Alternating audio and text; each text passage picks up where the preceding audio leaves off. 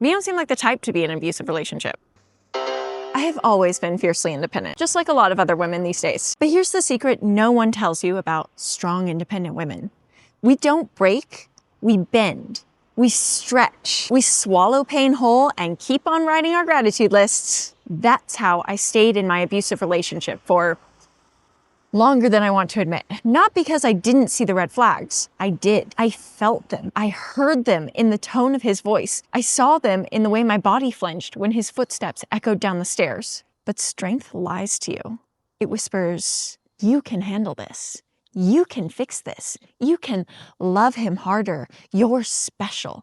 You can do anything. I told myself I was loyal, told myself I was committed, told myself God was testing my patience or my faith or preparing me for our future family. Because strong women were raised to be the peacemakers, the fixers, the ones who get it done even when the job breaks us in half. So we stay because we're taught to be responsible for everyone's feelings but our own. And abusers, they know that. They choose strong women on purpose because we're the ones who will over-explain, over-give, and over-function. We're the ones who will say, he didn't mean it.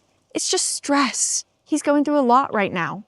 I can handle this. And then there's the trauma bond, that chemical cocktail of fear and relief, pain and apology, the high of, let's be good from now on, after the low of, you ruined everything.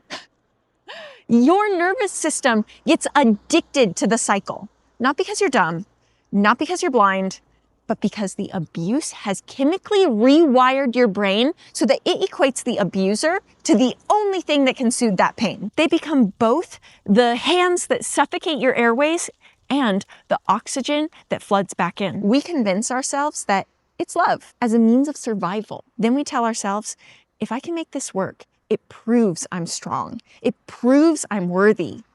If I leave, it means I failed. If I leave, it means I gave up. But women are finally waking up to those lies.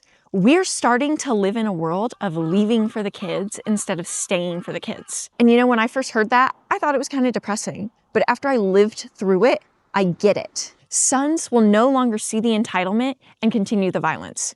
Daughters will no longer absorb the suffering and believe that that's what strength looks like. Being a strong woman kept me stuck. Leaving was the first time my strength pointed inward instead of outward. The first time I protected myself with the same force I used to protect him. And that was the day I learned what real strength looks like. So go ahead, ask again.